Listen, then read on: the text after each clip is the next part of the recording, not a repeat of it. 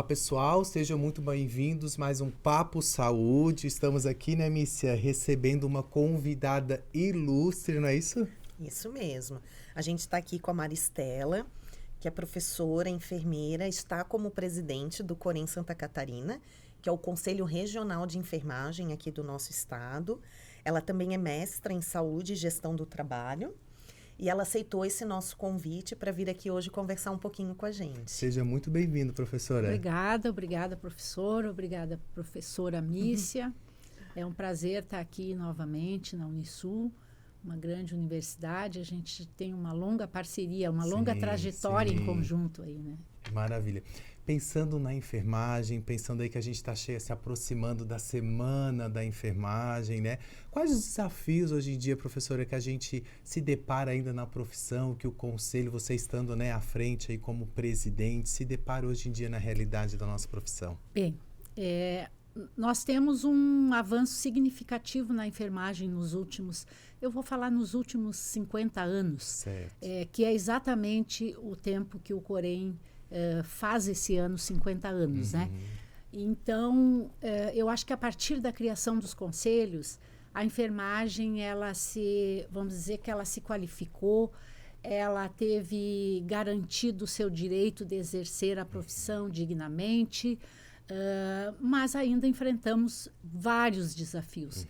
Eu considero um dos maiores desafios a questão justamente da educação, né? Eu acho que a gente está passando por um momento bastante crítico em relação a vários aspectos da atividade educacional de enfermagem, tanto a nível médio, né, nível técnico, quanto da graduação.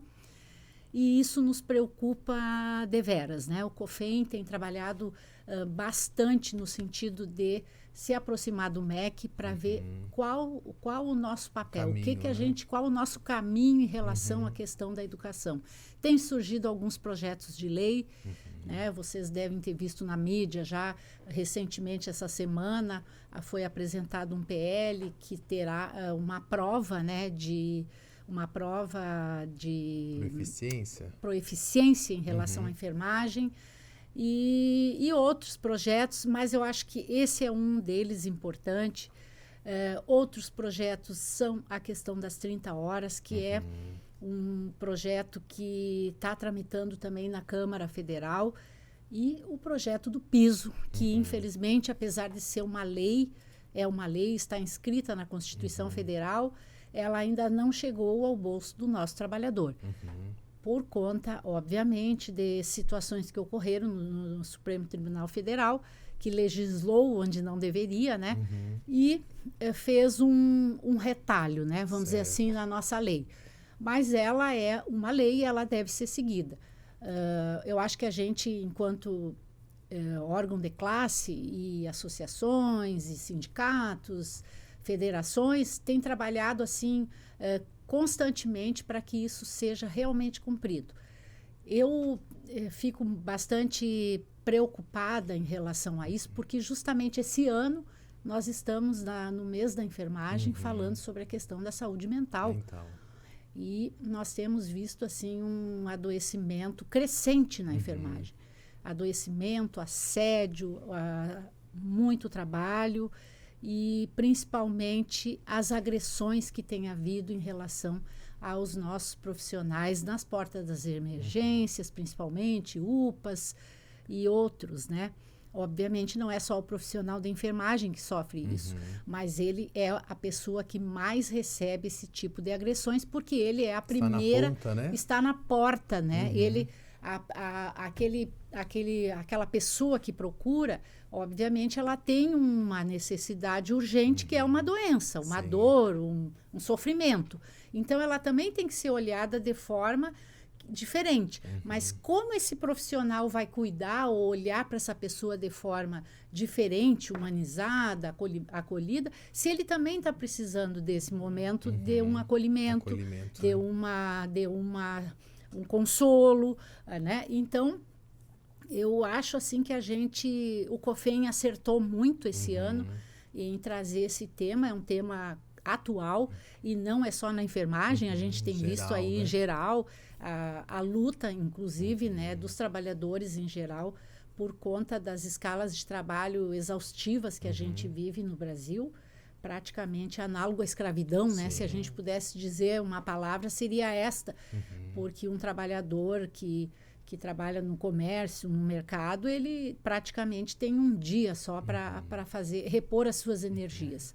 Só que, diferentemente, a gente trabalha com doença, trabalha com situações estressantes de morte, né? E essa violência mesmo. Então, eu acho que a gente já está dito, a Organização Mundial de Saúde reafirma isso, que na enfermagem é impossível, né? Na área da saúde, é impossível tu trabalhar uma carga horária como a gente tem no Brasil hoje, de 42 horas, 44, né? 40 até, né? Então, eu acho que a gente tem aí um longo caminho ainda. Sim. E quando você traz, né, o tema que vai ser discutido aí na Semana da Enfermagem, pós-pandemia também intensificou muito essa questão de saúde mental, da importância que tem, né, esse aspecto para o trabalhador, para que ele consiga, de certa forma, desenvolver sua atividade com qualidade, né, com humanização, né, de uma forma diferenciada também, né? Então... Eu considero assim que a pandemia, ela exacerbou, ela mostrou a realidade. Aquilo que a gente estava abafando, vamos dizer assim, né? Ao longo desses anos... eu já trabalhei assim na assistência. Eu trabalhei em setores altamente especializados. A hemodiálise é um setor especializado, muito tenso, né? Um setor que requer uma grande qualificação, capacitação, agilidade, enfim. E nós já tínhamos isso. Nós tínhamos afastamentos por saúde mental já na época, já vai fazer alguns bons anos, né? Mas, obviamente, que isso só foi sendo postergado. E na pandemia a gente não aguentou, né? Porque realmente o profissional da enfermagem, ele não teve escolha. Todos os outros tiveram. A gente, enquanto professor... Tinha que estar ali, né? Foi para a sala de aula virtual. Né? A maioria dos profissionais puderam exercer a sua profissão de forma remota. Mas a enfermagem não teve. Tem gente que me fala no interior que a gente viaja muito pelo Corém, muito. A gente tem feito assim, visitas nos hospitais, na Secretaria de Saúde, a gente tem visto em loco o trabalhador da enfermagem. E essa é a realidade que eles dizem. A gente vinha e não tinha hora para sair. Né? A gente assumia um plantão, não tinha quem render depois, porque a pessoa também estava com COVID, ou um familiar faleceu, ou alguém, ou a própria pessoa. Então, a enfermagem não teve escolha. Essa foi a realidade nossa. Chegou no limite mesmo da sua exaustão. Eu acho que quando a gente ouve hoje a voz da internet, vamos dizer assim, quando o nosso profissional vai na nossa rede social, ele está expressando aquilo que ele ainda não conseguiu dizer, né? Que as pessoas, vamos dizer assim, que detêm, vamos dizer, politicamente o poder da caneta, né? Ou a decisão, não entenderam ainda que nós não fazemos um trabalho, que a gente fecha aqui o computador, a TV, o rádio ou qualquer outra situação e vai embora. Permanece aquela situação. E a gente tem uma responsabilidade que ela perpassa isso. Porque a partir do momento que eu cuidei de uma pessoa por 6 horas, 12 horas, e eu saio, eu ainda sou responsável por aquilo que eu fiz até aquele momento, né? Então, aquela responsabilidade, aquela questão ética profissional, ela comporta isso. E é cobrado de nós, é cobrado do profissional, né? Os nossos alunos mesmo, que são já técnicos, muitos são técnicos, eles já vêm para a sala de aula com esse conceito, né? De que trabalham, fazem a faculdade, tem um grande desgaste também. Então, eu vejo assim que para que a gente avance, a gente ainda tem que ter muito mesmo esse arcabouço, vamos dizer assim, né? De leis e de amparo mesmo em relação ao profissional. Representatividade também, né, professora? Porque esse é um outro aspecto. A gente, né, falamos assim em legislação, né, falamos, né, das tendências, enfim, dos desafios, mas a representatividade eu vejo como um ponto primordial diante disso tudo, né? Eu vejo assim que a representatividade político-profissional, ela está completamente capenga, né? Porque antigamente a gente tinha um deputado estadual, um federal. Agora a gente já tem vários. A gente pode até contar uma mão de deputados, né? Quantos? 5, 6? Sim. Mas assim, vamos dizer que é uma representatividade muito pequena. Infelizmente, eu vejo que a categoria não vota nos seus pares. Não acredita que ele pode fazer a diferença. Eu também sei que é uma, vamos dizer assim, não é uma campanha, mas é uma forma do brasileiro ver a questão política como uma coisa ruim. Sim. Mas é só dessa forma que a gente vai conseguir. Caminho, né? Nós não temos outro. É que a maioria até comenta assim que não quer se envolver com isso, né, Maristela? E joga para os pares essa responsabilidade, né? Não, eu não quero me envolver nas discussões, tal. Eu estou aqui trabalhando, estou no meu plantão. Vamos deixar que eles resolvam o sindicato, o que Corém. fica o melhor, exatamente. E aí essa representatividade, muitas vezes, o próprio profissional acha que é o Corém, o sindicato, ou a direção, talvez, né, da instituição que vai fazer. E não é, né? E a gente tem uma categoria enorme aí, né, Maristela, que tem força, mas que não se vê ainda como um grande... o enorme gigante que ele é, né? E assim, ó, Maristela, como a gente está falando, né, desses desafios, que a enfermagem, na realidade, ela tem muitos desafios, mas tem uma parte muito boa, gratificante, que eu acho que é isso que faz a gente não desistir todos os dias, né? Se tu puder contar pra gente, porque a gente tem um grande público que é de alunos aqui no podcast, né? O que te fez escolher enfermagem? Tu já tá formada há quanto tempo, Maristela, assim? Olha, a gente já, quando a gente chega nos 40, a gente para de contar. contar. Nem fala, né? Mas é muito bom. Eu digo assim, ó. Na verdade, eu sou de Santa Maria, no Rio Grande do Sul. E lá a gente, época de escolher a universidade, coisa e tal, grupo de amigos, juventude. E aí alguns iam fazer medicina, outros iam fazer engenharia. E o que eu vou fazer? Eu vou fazer enfermagem. A minha família, obviamente, foi um pouco contrário. Tu não tinha enfermeiros na tua família? Assim? Não, eu tinha médicos, né? Meus tios, meus padrinhos, inclusive irmãos da minha mãe, meus primos. Mas, assim,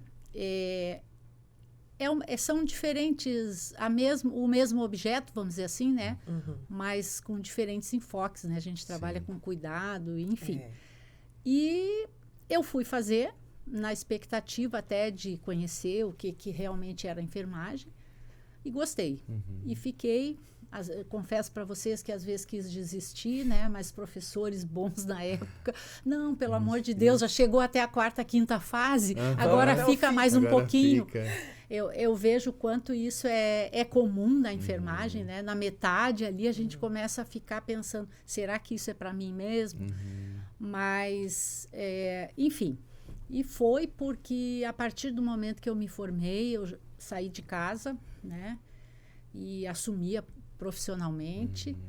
E assim, realmente mudou, né, a minha vida, vamos dizer. A enfermagem, eu falo essa frase, falei para os alunos que estiveram lá, ela me trouxe até aqui, né?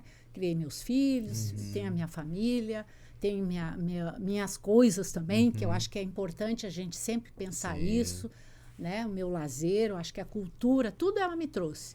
Trouxe meus amigos também, né? Que eu acho que são a parte mais importante. Da enfermagem, a gente ter um grupo, né? A gente ter pessoas com quem a gente pode contar. Às vezes as pessoas dizem, o melhor plano de saúde é ter um amigo enfermeiro, né? E é verdade, é verdade. A gente sabe que aquele amigo, ele não vai faltar nas horas mais necessárias. Então, acho que dizer para os alunos que são momentos que a gente passa. Às vezes, no início da profissão, a gente pensa assim, meu Deus, será que eu escolhi certo? Será que vai dar tudo certo? É uma profissão pesada? Mas tem as suas compensações. tem as suas recompensas de ver a pessoa ir embora, de ver a pessoa bem, de ver um nascimento, de ver uma família se formar, né? Então, eu acho assim que para minha vida, né? Às vezes eu pensava assim, tá, não vou mais ser enfermeira, agora vou me aposentar, vou fazer alguma outra coisa. Mas não sei fazer nada, absolutamente nada. Então, eu vou continuar sendo enfermeira, né? E o Corém chegou nesse meio caminho quando, professora? Não, o Corém esse desafio é o seguinte, aí. na verdade, Guilherme, é o seguinte. Quando eu estava na universidade, a gente lutava, era a época, início de 80, né? Época difícil, ditadura militar, as questões todas que envolviam o Brasil político. Nós tínhamos muitas fragilidades na universidade, uma universidade grande, pública, no interior do Rio Grande do Sul. Então, a gente teve que ir à luta, né? Fundamos o Centro Acadêmico, na época, e participei do DCE. Então, já comecei a gostar da política profissional lá. E, a partir dali, me inscrevi na ABEM, que a ABEM é a primeira casa da enfermagem brasileira. A Associação Brasileira de Enfermagem foi meu, vamos dizer, lastro durante muitos anos, né? Participava dos congressos, fui presidente da ABEM em Santa Catarina também. E casualmente, durante os anos que fizemos 50 anos de ABEM em Santa Catarina, então eu nunca deixei. Desde aluna, eu sempre participei das decisões políticas da enfermagem. De alguma forma ou de outra, eu participei. Contribuiu. Com o sindicato, com a ABEM, ou mesmo dentro das instituições, participando como representante da categoria. Eu estava sempre envolvida. E cheguei em Santa Catarina, professor Gelson Albuquerque, parceiro nosso, meu amigo antigo aí, que é professor da universidade, ele me chamou para a ABEM. Aí eu fui, fiquei lá, participei de, eu acho que umas 5, 6 diretorias, até ser presidente, e nós conseguimos, naquele ano, chegar até o Corém. O Corém tinha uma outra direção, no qual a professora Denise Pires concorreu. Nós éramos um grupo de apoio e esse grupo, então, conseguiu a eleição do Corém e veio se sucedendo as gestões. Recentemente, eu participei durante todas as gestões de doutora Denise até agora, vamos dizer assim, tanto que os alunos sempre me falavam, a senhora ainda está no Corém, professora? Então, agora eu estou, antes eu não estava. Antes eu era colaboradora. E é justamente isso, eu colaborava em comissões, eu fazia a representação do Corém, mas como colaboradora.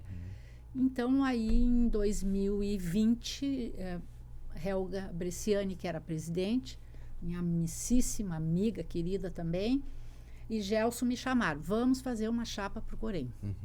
Aí eu falei, não, mas agora estou aposentada, agora eu já estou, né? Já estava aposentada, né? Já tinha as outras amigas, Tereza Gaio, aquelas outras pessoas que também contavam com a gente, né? E vamos fazer uma chapa, mas eu pensei, mas eu vou me envolver de novo. Aí fui para casa. Falei pensando. Em casa. Não, eles não me deram chance de pensar, mas eu achava que estava pensando, né? Eu vou decidir em casa. Aí meu filho falou, mãe, tu fala sempre que vai se aposentar e que não sei o que, coisa e tal, mas tu não reclama depois. Eu falei, não vou reclamar, mas eu vou aceitar. Aí, então, veio a pandemia, a gente fez toda a campanha online, né? E conseguimos chegar até uma expressiva quantidade de votos. Assumimos no dia 4 de janeiro de 2021, em plena pandemia, assim. Eu ia dizer, no olho do furacão. No olho do furacão.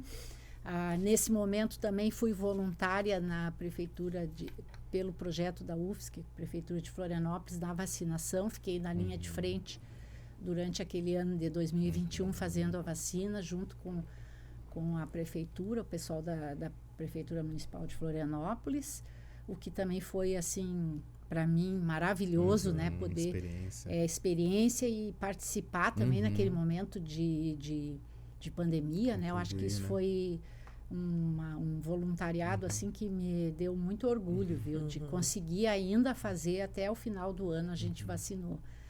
E aí, depois, por força do destino, o professor Gelson saiu e eu assumi e permaneci lá e ainda fui à reeleição, né? Como diz meu filho agora, sim, não dá para reclamar, mas nem um pouquinho. Porque a primeira vez ainda poderia ter chance, agora a segunda não tem chance.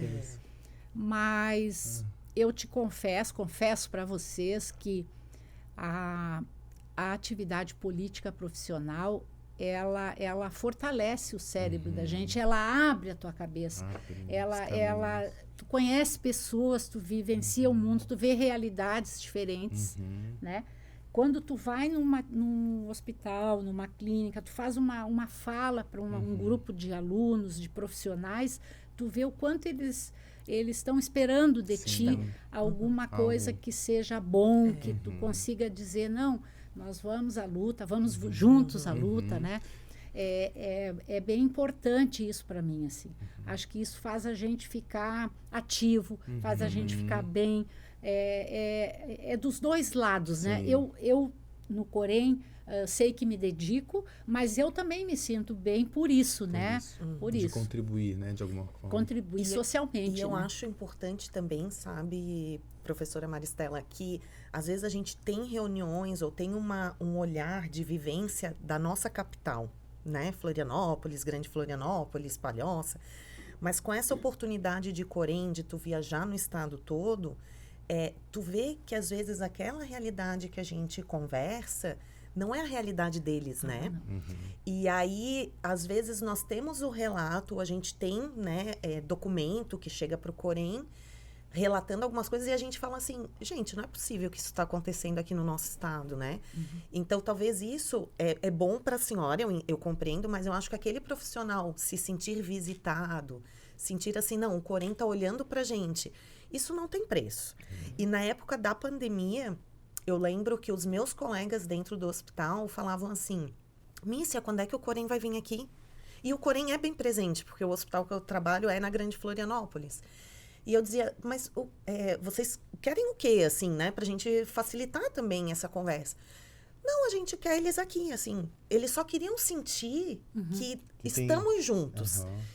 Porque todo mundo teve medo, né, Maristela? Nessa pandemia, a gente vivenciou coisas que a gente sabia que a gente estava preparado, mas ao mesmo tempo nem tanto. A gente tinha material, mas às vezes a gente não tinha, né, os EPIs, e a gente ficava naquela, quando é que chega, quando é que não chega, tem que guardar, não tem que guardar, como é que a gente faz?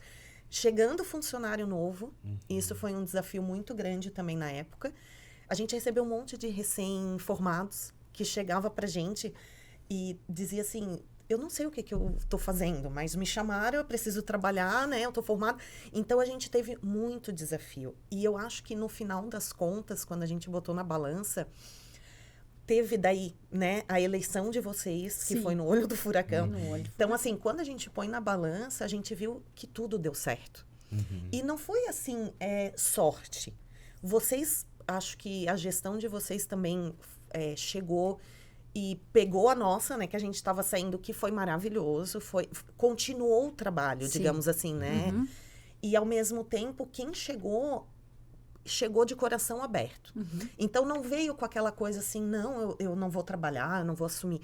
Não, porque a enfermagem é isso. Eu escutei a senhora falar, e é isso mesmo, tá, Maristela? Assim, às vezes a gente fala assim, nossa, mas o edital saiu aqui, só vai ganhar isso aqui. Às vezes a gente nem olha o valor, né, em si. A gente vai pelo amor mesmo também, né, a profissão. E aí a gente viu o pessoal engajado, né, trabalhando junto, a gente fazia a capacitação atendendo. Então a gente usava uma expressão na época assim, a gente trocou pneu com o carro andando. Sim. Né? E literalmente foi isso. Quando eu acho que aconteceu de a gente... Acabou a pandemia, né? Assim, foi onde a gente conseguiu sentar e pensar, meu Deus, o que a gente fez, né? Olha tudo que a gente fez. A gente criou uma nova emergência. A gente atendeu tantas pessoas. A gente, né? Então, a gente viu como nós somos realmente gigante, né? Assim, eu acho que a gente tem que ter esse orgulho. Eu acho que isso enalteceu ainda mais a importância que é a enfermagem na saúde, né? Brasileira e do mundo como um todo. Né? Nós fazemos, né? Somos a maior categoria do Brasil. já bateu mais de 3 milhões de profissionais no Brasil. Em Santa Catarina, em torno de 84 mil. Olha, Todo dia atualizando, coisa, né? É todo dia, nós temos o BI, que atualiza diariamente. A gente já tem que dizer em torno de, né? Porque também é um estado que tem bastante oportunidades. Sim. A gente tem recebido muitos profissionais de fora, principalmente da região norte do Brasil, até por conta das oportunidades de salário, de emprego, que a gente ainda tem bastante. Há uma queixa aqui no estado muito grande da falta de profissionais, principalmente na região oeste e na região norte, né? Não tem, eu vou nos hospitais, as enfermeiras, os diretores me dizem, não tem técnico de enfermagem para contratar, não tem enfermeiro para contratar. A minha fala é a seguinte: pague bem, ofereça condições de trabalho, recursos para que essa pessoa possa ficar, né? Para te realmente atrair esse profissional bom. Eu já conversei com gestores de hospitais que estiveram no Corém e eu disse para ele falou, mas é que o meu hospital tem uma baixa ocupação. Eu digo, sim, a pessoa que procura uma casa de saúde, um hospital, enfim, uma clínica, ela procura pela qualidade do seu serviço. Se você tem um grupo que é bom, que você valoriza ele, você vai ter cliente, vai ter paciente, vai ter gente procurando esse serviço. Mas se você não tem, as pessoas vão adiante, vão procurar na capital, no outro município, seja onde for. Então, o senhor, enquanto gestor, olha a questão do custo, né? Do dinheiro. E eu estou olhando na questão da qualidade do profissional e também da qualidade de vida desse profissional. Eu não posso olhar só o desempenho de trabalho. Exatamente. A gente tem visto, inclusive, nas falas aqui sobre saúde mental, muito assim nesse aspecto. Ele vai diminuir a carga horária de trabalho, ele vai produzir melhor. Tá, ok, eu acho que é uma possibilidade. Mas também tem que pensar na pessoa, né? Eu já disse para muitos gestores, né? No ser humano, ele tem que consumir cultura, ele tem que poder ir num cinema, num teatro, aonde ele quiser, fazer uma atividade física. Exato. Que muitas vezes, por ter 2, 3 vínculos... Não consegue. Não consegue. E aí a gente, às vezes, fala isso para o paciente e não faz. Né? A gente recomenda as atividades, né? E a gente não consegue assumir isso. Né? Porque tem... E não é só isso, né, professora Maristela? Ainda tem filho, tem a casa que é para cuidar, tem o marido. Aí então tu entra junto, num aspecto bem importante, que é a questão de gênero na enfermagem. Nós somos 85% de mulheres. E mulheres, historicamente, têm que cuidar da casa, do sogro, da sogra, do cachorro, do papagaio, da mãe, do pai. A gente tem que rezar para nenhum familiar estar doente. Tá doente. Para a gente poder ir trabalhar tranquilo. Para poder trabalhar. Então, quantas vezes a gente deixou o filho pequeno, a filha com febre? Isso já me aconteceu. Deixar a bebê em casa com o marido e trabalhar. Aí, às vezes, no plantão, o pessoal falava, como é que tá o fulano? Tá com um pouquinho de febre.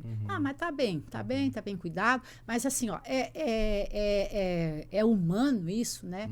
Tu deixar um bebê de 4, 5, 6 meses em casa com alguém e trabalhar? São situações, mas eu acho que a mulher na enfermagem, ela sofre mais ainda, porque ela ainda tem esse lado que ela tem um fardo. Casa, né? Fardo.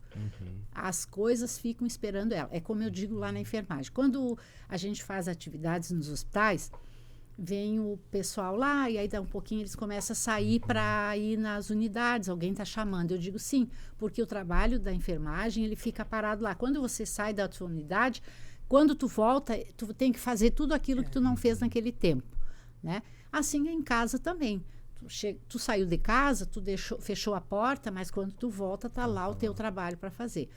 E a mulher enfermeira, técnica, auxiliar, é a mesma coisa.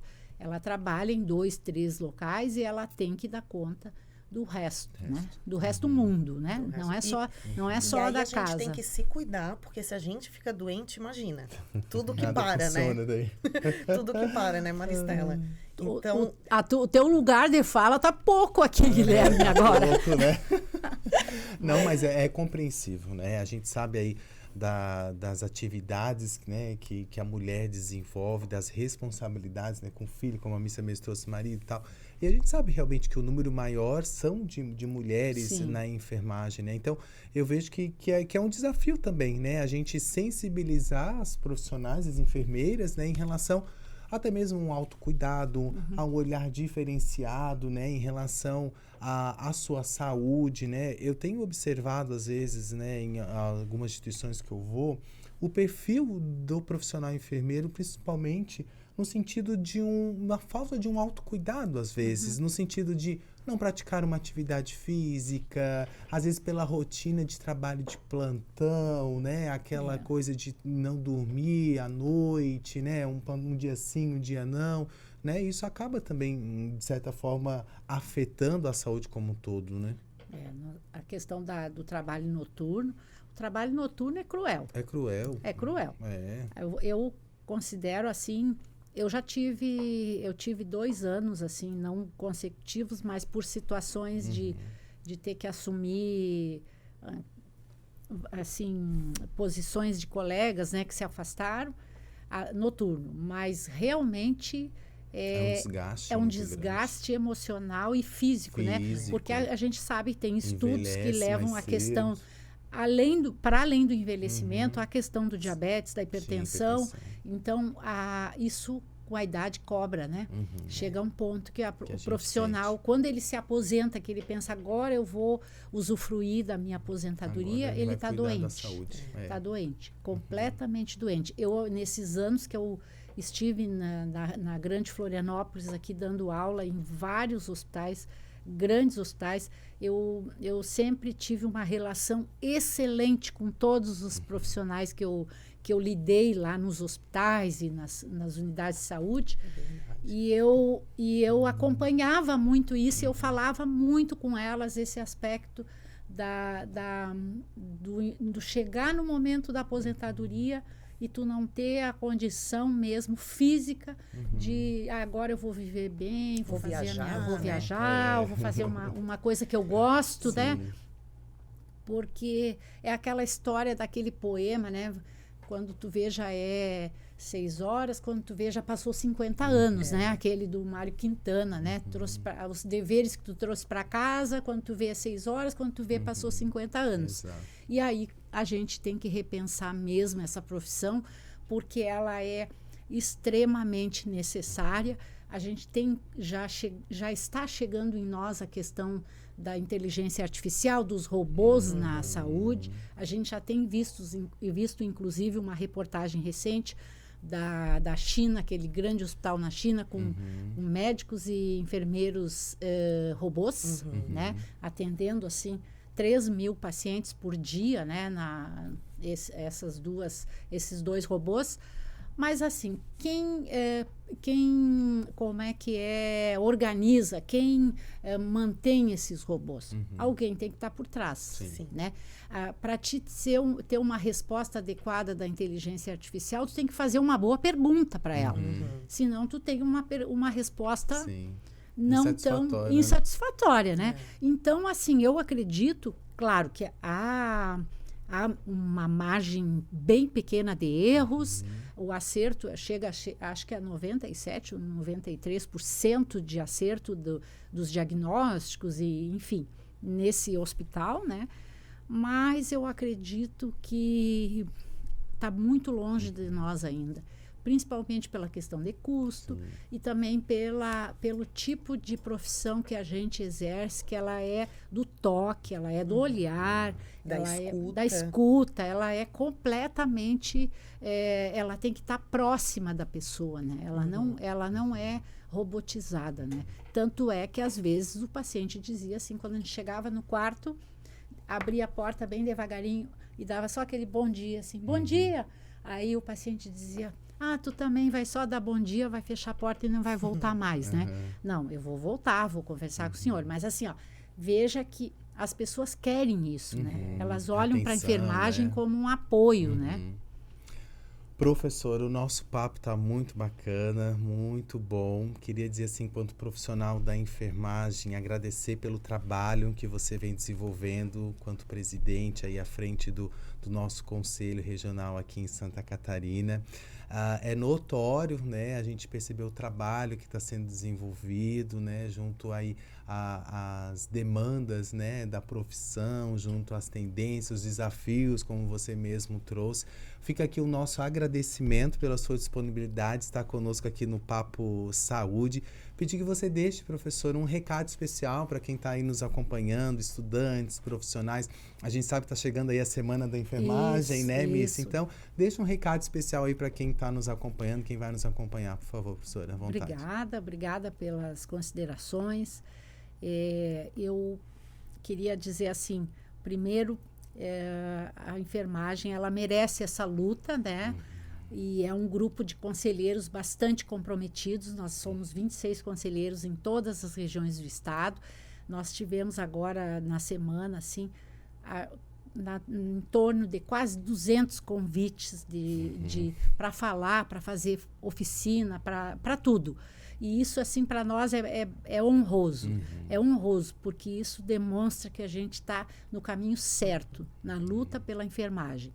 E queria deixar um abraço especial, principalmente para os alunos aqui, professores da Unisul, e também convidá-los todos, né, para a abertura da semana na Assembleia Legislativa, dia 13, às 18h30, vamos ter a ABEM e Corém fazendo a abertura oficial da Semana Brasileira de Enfermagem, com o tema do Corém Saúde Mental e da ABEM Saúde Planetária, que na verdade se interligam, né?